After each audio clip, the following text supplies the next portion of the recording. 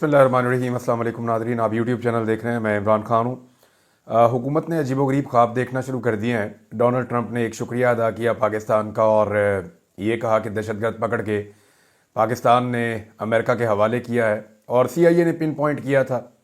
और अब ये खबरें आ रही हैं कि अमेरिका ने पाकिस्तान को ये बताया था, CIA ने, कि अगर आप ट्रंप को खुश करना चाहते हैं तो फिर इस आदमी को पकड़ने के ऊपर आप पूरी तवज्जो दें, इससे ट्रंप को एक सियासी फ़ायदा होगा।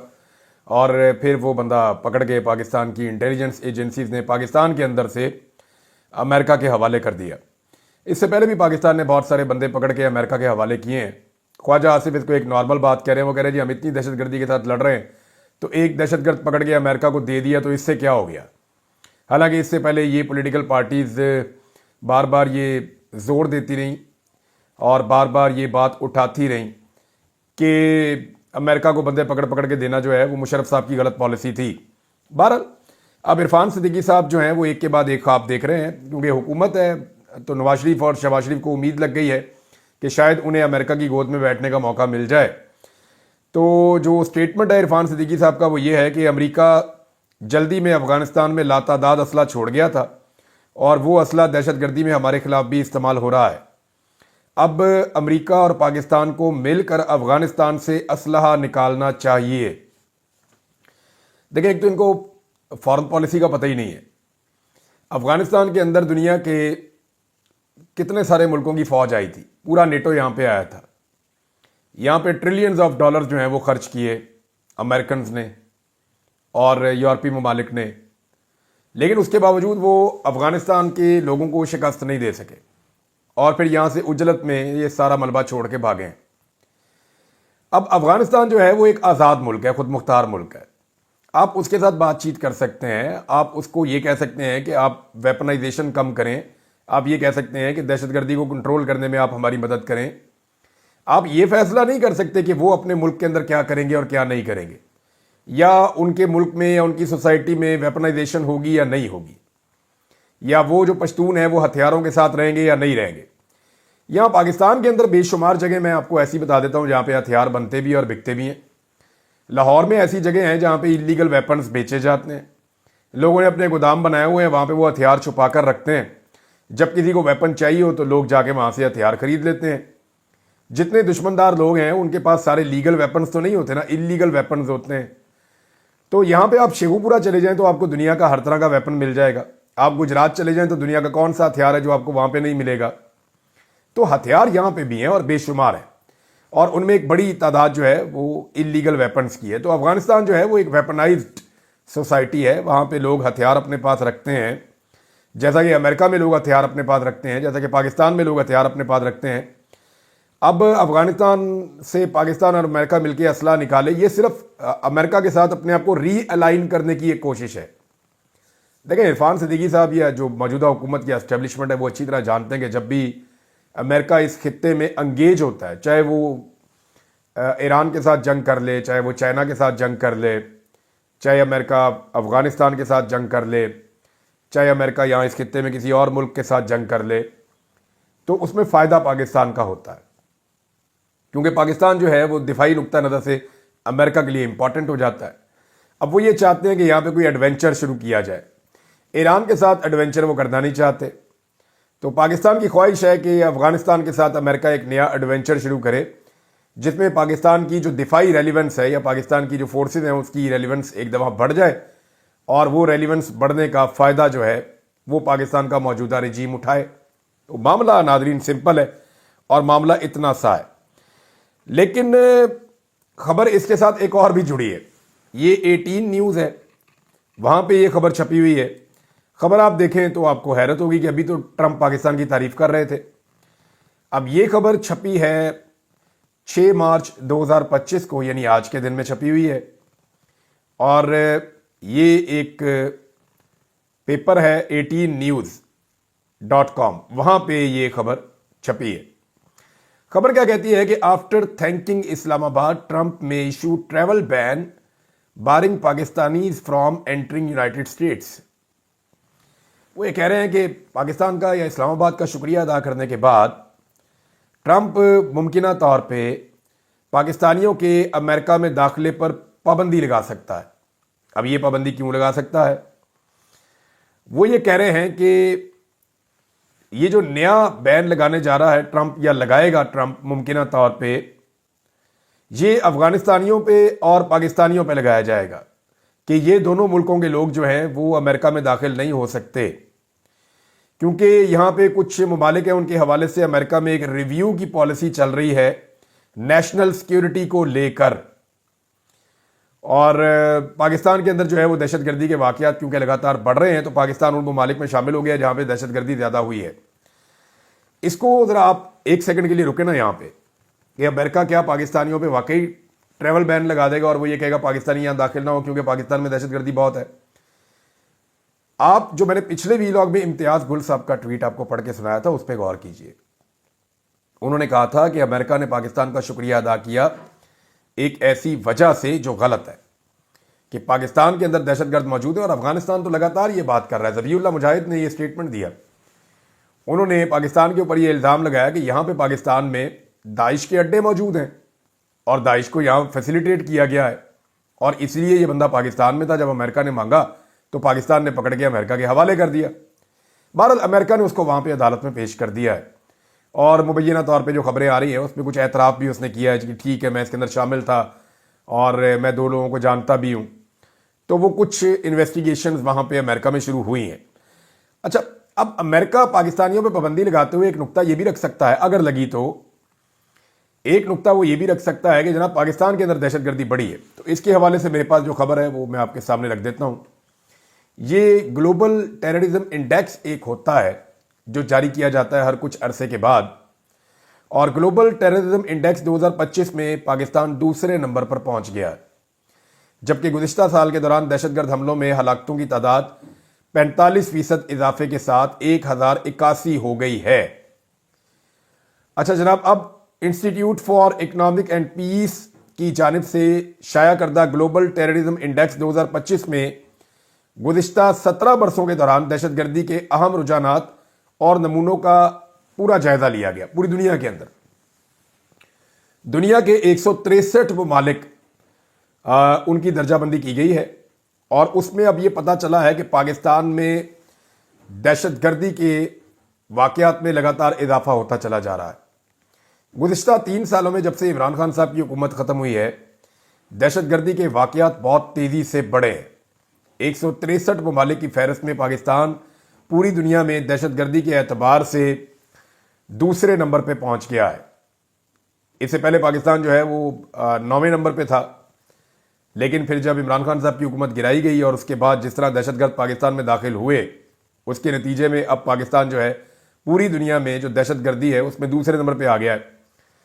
اور انٹرسٹنگ بات اس میں یہ ہے کہ جن ممالک کا نام لے کر پاکستانیوں کو ڈرایا جاتا ہے، جیسے کہ لیبیا کا، شام کا، یمن کا، عراق کا، فلسطین کا، افغانستان کا، ان ملکوں کا نام لے کر پاکستان کو ڈرایا جاتا ہے نا، پاکستانیوں کو پاکستان کے اسٹیبلشمنٹ کے لوگ بھی یہ کہتے ہیں، پاکستانیوں کو جو ہے سیاستدان بھی یہ کہتے ہیں، سرکاری ملا بھی یہ کہتے ہیں کہ دیکھیں جی یہ ملک کتنے برے ان کے حالات ہیں، شکر کریں پاکستان کے پاس یہ ہے، پاکستان ایک مضبوط ملک ہے، ہمارے پاس ایک بڑی فوج ہے، تو ہمارے یہاں پہ دہشت گردی اس طرح نہیں ہے، آپ اللہ کا شکر ادا کریں، تو آپ کو جو ہے وہ شکرانے کے نوافل پڑھنے چاہیے۔ یہ بہت سارے ملا یہ باتیں کرتے ہیں، لیکن اب بات یہ ہے انٹرسٹنگ کہ یہ سارے ملک پاکستان سے زیادہ بہتر ہیں دہشت گردی کے معاملات میں، چاہے وہ افغانستان ہے، چاہے وہ عراق ہے، چاہے وہ شام ہے، چاہے وہ لیبیا ہے، چاہے وہ باقی ممالک ہیں۔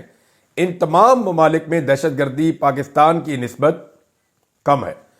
ایک ملک جو پاکستان سے آگے گیا ہے، میں تو اس کا نام بھی پہلی دفعہ پڑھ رہا ہوں، یہ جو سب سے زیادہ ہلاکتیں ہوئی ہیں وہ برکینا فاسو میں ہوئی ہیں۔ یہ برکینا فاسو جو ہے یہ کوئی افریقی ملک ہے، میں تو اس کو جانتا بھی نہیں، پہلی دفعہ اس کا نام سنا ہے، اور یہ جناب پہلے نمبر پہ، اور پاکستان جو ہے وہ دوسرے نمبر پہ ہے۔ شام جہاں پہ ایک عجیب و غریب صورتحال ہے، ساری دنیا جانتی ہے، لیکن وہاں پہ بھی حیرت انگیز طور پہ جو ڈیٹا ہے وہ یہ بتا رہا ہے کہ شام کی صورتحال پاکستان سے بہتر ہے۔ اب آپ اندازہ کر لیں کہ ہم نے دہشت گردی کے معاملات میں پاکستان میں کیا کیا ہے۔ اچھا، اس میں جو ہے وہ پاکستان کی پالیسی کا بھی ایک عمل دخل ہے۔ پاکستان کے وزیر دفاع نے ایک سٹیٹمنٹ دیا ہے، خواجہ آصف پاکستان کے وزیر دفاع ہیں، اور انہوں نے کہا جی قمر جاوید باجوہ، عمران خان اور فیض حمید نے طالبان کو پاکستان میں بسانے کا فیصلہ کیا تھا۔ اچھا، ख्वाजा आसिफ ने यह भी कहा कि जनरल बाजवा को भी बुलाकर पूछा जाना चाहिए और जनरल बाजवा से भी इसका जवाब मांगना चाहिए कि ये जो दहशतगर्द पाकिस्तान में आए हैं, ये जो स्टेटमेंट है एग्जैक्टली वो मैं आपको बता देता हूं। उन्होंने कहा कि साबिक DGISI गिरफ्तार हैं जनरल फैद, साबिक आर्मी चीफ जनरल बाजवा ने पूछा जाए कि उन्होंने दहशतगर्दों को पाकिस्तान में क्यों बसाया, ये वजीर दिफा ने कहा है। अच्छा, लेकिन इसके अंदर इन्होंने इमरान खान को शामिल कर दिया। उन्होंने कहा जी इमरान खान भी इसके अंदर शामिल हैं और वो भी रिस्पॉन्सिबल हैं। जनरल बाजवा मुल्क से बाहर हैं और इनसे, जनरल बाजवा बाहर हैं वो ये कह रहे थे, फैज तो अंदर हैं, जनरल बाजवा बाहर हैं, इनसे पूछा जाए और उनसे इसलिए पूछा जाए कि उन्होंने लाके दहशतगर्दों को पाकिस्तान में बसाया है। अब साथ उन्होंने इमरान खान साहब को भी नत्थी कर दिया। पाकिस्तान तहरीक इंसाफ ने इसके ऊपर एक दफ़ा फिर रद्दमल दिया है और तहरीक इंसाफ ने कहा, जुनैद अकबर साहब ने ये स्टेटमेंट देते हुए कहा कि वज़ीर दिफा ख्वाजा आसिफ, जनरल बाजवा के खिलाफ कार्रवाई की हिम्मत आप में नहीं है। और उन्होंने रद्दमल भी दिया। उन्होंने अपने बयान में कहा कि ख्वाजा आसिफ में कमर बाजवा के खिलाफ कार्रवाई की हिम्मत नहीं है क्योंकि कमर बाजवा की वजह से ही PTI की हुकूमत गिरी थी। जुनैद अकबर का कहना था कि कमर बाजवा, फैज हमीद ने कुछ गलत किया है तो ख्वाजा आसिफ इस पर कार्रवाई करें, हम उन्हें सपोर्ट करेंगे। वज़ीर दिफा ने इमरान खान साहब का भी नाम लिया था इसमें, लेकिन पाकिस्तान तहरीक इंसाफ ये कहती है और इमरान खान साहब इसको क्लियर कर चुके हैं, मुराद सईद इसके ऊपर पूरा फैक्ट बयान कर चुके हैं। बाकायदा डॉक्यूमेंट्री जारी की गई है पाकिस्तान तहरीक इंसाफ की जानिब से कि कैसे पाकिस्तान तहरीक इंसाफ बार बार मना कर रही थी। उन डेटों के अंदर निकाल निकाल के उन्होंने क्लिप चलाए हैं कि तहरीक इंसाफ तो मना कर रही थी कि दहशतगर्दों को पाकिस्तान में लाकर ना बसाया जाए, लेकिन जनरल बाजवा का ये फॉर्मूला था और जब इमरान खान की हुकूमत गिरा दी गई तो फिर उसके बाद बाई डिज़ाइन दहशतगर्दों को पाकिस्तान में लाया गया। अब ख्वाजा आसिफ जो है वो तो इलेक्शन जीते ही जनरल बाजवा की वजह से थे, यानी उन्होंने तो उस दौर में भी जाली फार्म 47 ले लिया था। ख्वाजा आसिफ ने अपने मुंह से कहा कि मैं तो इलेक्शन हार रहा था, फिर मैंने जनरल बाजवा को फ़ोन किया और जनरल बाजवा को जो मैंने व्हाट्सएप किया उसके बाद जनरल बाजवा ने मेरा रिजल्ट तब्दील करवा दिया और मैं इलेक्शन जीत गया। ये ख्वाजा आसिफ अपने मुंह से कह चुके हैं। तो उस जनरल बाजवा के खिलाफ ख्वाजा आसिफ कार्रवाई कैसे कर सकते हैं, ये एक बड़ा सवाल है। पाकिस्तान तहरीक इंसाफ ने इस हवाले से चैलेंज भी किया है। नाज़रीन, मामला ये है कि हुकूमत की तवज्जो इन मामलात की तरफ है नहीं। यानी हम बातें तो करते हैं, जैसे ख्वाजा आसिफ ने बात की वज़ीर दिफा ने कि जनाब जनरल बाजवा रिस्पॉन्सिबल था दहशतगर्दों को पाकिस्तान में लाकर बसाने के लिए। चले इमरान खान पे तो उन्होंने पॉलिटिकल एलिगेशन लगाना ही है ना, एक्चुअली तो ये पॉलिसी आर्मी चीफ ने बनानी होती है या उनके लोगों ने बनानी होती है, तो उनकी गलत पॉलिसी का हम सारे को मुयादा भुगत रहे हैं। तो ख्वाजा आसिफ ने पॉलिटिकल एक स्टेटमेंट तो दे दिया, लेकिन हमारी तवज्जो पाकिस्तान की वहां नहीं है। पाकिस्तान की तवज्जो कहां पे है कि अब ओन अब्बास बप्पी को गिरफ्तार कर लो, यानी दहशतगर्दों को पकड़ने पे, दहशतगर्दी को रोकने पे कोई तवज्जो नहीं है। हाँ, अमेरिका का हुक्म आ जाए तो हम कुछ भी कर सकते हैं, कोई भी बंदा उठा के अमेरिका के हवाले कर सकते हैं, लेकिन दहशतगर्दी और दहशतगर्दों को रोकने की बजाय ओन अब्बास बप्पी को रोकना है कि वो पंफलेट्स लेकर लोगों में जा रहा है, जनूबी पंजाब में लोगों को बाजारों में मिलता है, सड़कों पे मिलता है, हर जगह पे कंपेन कर रहा है और लोगों को ये बता रहा है कि इमरान खान के दौर में महंगाई कितनी थी और आज महंगाई कितनी है। वो इस हुकूमत को एक्सपोज कर रहा है। और इसके अलावा अभी जो एक वाकया पेश आया, आसिफ जट साहब जो नेस्ले में काम करते थे, जिन्होंने अपने आप को आग लगाई लाहौर हाई कोर्ट में, वहां पे जो है इस मामले को छुपाने की कोशिश की जा रही थी कि चलो इसके ऊपर मिट्टी डाल जाए, ये मामला खत्म हो जाए किसी तरह। लेकिन जब वो उनका इंतकाल हो गया आसिफ साहब का, तो उसके बाद रोला पड़ गया। उनके घर वाले जो है मीडिया ने दिखाया ही नहीं। 5-6 लोग जाके नेस्ले की जो फैक्ट्री है उसके बाहर बैठे हुए थे जनूबी पंजाब में, और मीडिया ने उसकी कवरेज नहीं की। मीडिया कवरेज करेगा क्यों? नेस्ले को तो निजी कंपनी कहते हैं वो, और नेस्ले जो है वो एक ऐसा इदारा है, दुनिया का अगर कोई भी मुहस्सिब मुल्क होता तो इस मल्टीनेशनल कंपनी को नत्थ डाल दी जाती अदालत की जानिब से। लेकिन यहाँ पे अदालत इंक्वायरी ये नहीं कर रही कि एक आदमी की नौकरी भी खाई और अदालत ने उसको इंसाफ भी नहीं दिया, वो बेचारे ने अपने आप को जला दिया, क्यों जलाया, इस पर इंक्वायरी नहीं कर रही। अदालत ने इंक्वायरी करवाई कि पेट्रोल कैसे आ गया अदालत के हाथे में। उन्हें प्रॉब्लम इस बात की है, दूसरी बात की उन्हें प्रॉब्लम नहीं है। हुकूमत की तरजीहात यह है कि ओन अब्बास बप्पी साहब गए थे इनके घर पे भी, और हुकूमत इस पे मट्टी डालना चाहती है इस मामले पे।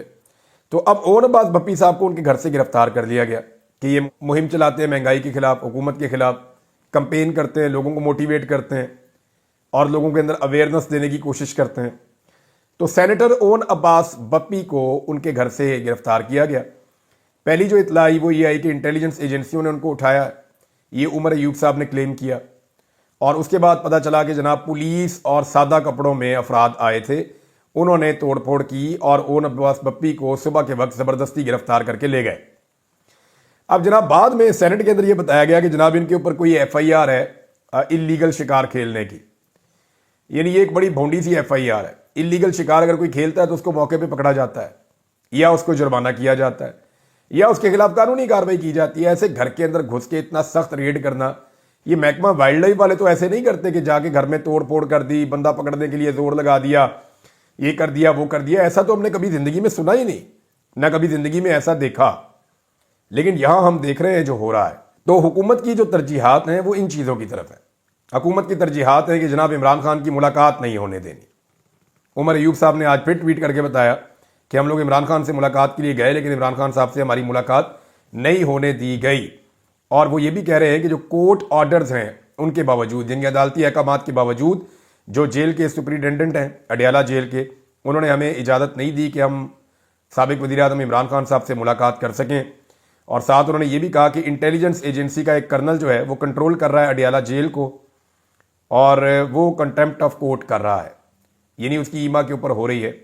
وہ یہ کہتا ہے کہ نہیں ملوانا تو ججز کا آرڈر فارغ ہو جاتا ہے، اور عدالت کا عملہ جو ہے، جیل کا عملہ جو ہے وہ نہیں ملواتا عمران خان صاحب سے۔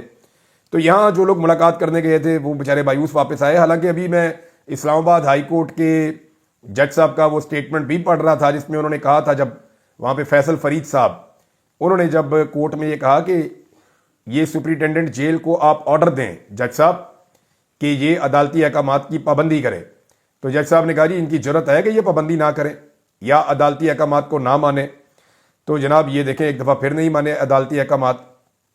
عدالتی احکامات کے باوجود یہ لوگ گئے اور جا کر عمران خان صاحب سے ملنا چاہتے تھے، عدالتی احکامات موجود تھے، لیکن اس کے باوجود ملاقات نہیں ہونے دی گئی۔ ناظرین، میں سب جماعتوں کو اکٹھا کرنے کی کوشش ایک مرتبہ پھر شروع ہوئی ہے، اور اس پہ جو ہے وہ عمر ایوب صاحب نے اور اسد کیسر صاحب نے، انہوں نے سٹیٹمنٹ بھی دیا ہے۔ انہوں نے کہا جی ہم پوری کوشش کر رہے ہیں کہ قومی ایجنڈے پر سب جماعتوں کو اکٹھا کریں اور پاکستان کو نئے الیکشن کی طرف لے کر جائیں۔ دیکھیں، اب اگر پاکستان کے مسائل کا کوئی حل ہے نا ناظرین اس وقت، تو وہ ایک ہی ہے کہ پاکستان میں فی الفور نئے انتخابات کروا دیے جائیں۔ میں سیریسلی آپ کو کہہ رہا ہوں، اگر آپ نے دہشت گردی سے نمٹنا ہے، دہشت گردی کو ختم کرنا ہے، اگر آپ نے اداروں اور عوام کے بیچ میں نفرت کو ختم کرنا ہے، اگر آپ نے پاکستان کی معیشت کو سنبھالا دینا ہے، اگر آپ نے پاکستان کے اندر گورننس کو بہتر کرنا ہے، اگر آپ نے پاکستان کے اندر آئین اور قانون کی حکمرانی لے کر آنی ہے، اگر آپ نے پاکستان کے اندر سرمایہ کاری لے کر آنی ہے، اگر آپ نے پاکستان کو بہتر ملک کے اندر کنورٹ کرنا ہے، تو اس کے لیے آپ کو فوری طور پہ عوامی اعتماد کو بحال کرنے کے لیے ایک فی الفور الیکشن کروانا پڑے گا۔ جتنی آپ تاخیر کرتے جائیں گے اتنا وقت آپ ضائع کرتے چلے جائیں گے۔ پاکستان میں لوگوں میں ایک عدم اعتماد ہے اور وہ بڑھتا چلا جا رہا ہے۔ اس کو ختم کرنے کا طریقہ نئے انتخابات ہیں، اور ساری جماعتیں اس بات پہ متفق ہیں حکومت کے علاوہ۔ حکومت کو اس بات کا پتہ ہے کہ جب وہ دوبارہ الیکشن میں جائیں گے تو وہ الیکشن جیت ہی نہیں پائیں گے، اور جب وہ الیکشن نہیں جیتیں گے تو پھر حکومت آ جائے گی دوسری جماعتوں کی، یا خاص طور پہ پاکستان تحریک انصاف کی۔ تو تحریک انصاف کی حکومت سے یہ ڈرتے ہیں کہ اس کے اندر اکاؤنٹیبلٹی ہوتی ہے۔ تحریک انصاف کی حکومت میں جو ہے وہ انہیں اس بات کا ڈر ہے کہ معاملات پھر ان کے خلاف ہو جائیں گے، انہیں پھر ملک سے بھاگنا پڑے گا، اور اتنی مشکل سے جوتے پالش کر کے یہ بیچارے اقتدار میں آئے ہیں، تو اب یہ کبھی بھی نہیں چاہیں گے کہ اتنے جوتے پالش کرنے کے بعد بھی اقتدار ان سے چھن جائے۔ میڈیا بھی کیونکہ یہ بات جانتا ہے، اور میڈیا میں جو یہ بات کرتا ہے اس سے اس کی نوکری چھین لی جاتی ہے۔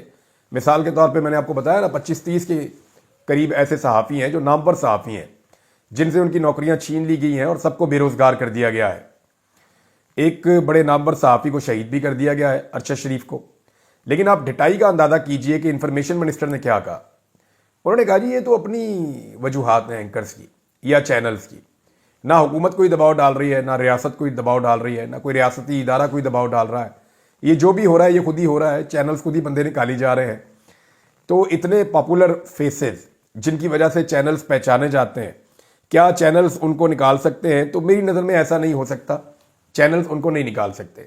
آج جو ملک کی حالت ہے، اس حالت سے اگر ملک کو نکالنا ہے تو پھر پاکستان کو نئے الیکشن کی طرف جانا ہوگا، اور نئے الیکشن کے لیے سب کو بیٹھ کر فیصلہ کرنا ہوگا تاکہ free and fair election Pakistan میں ہو جائے۔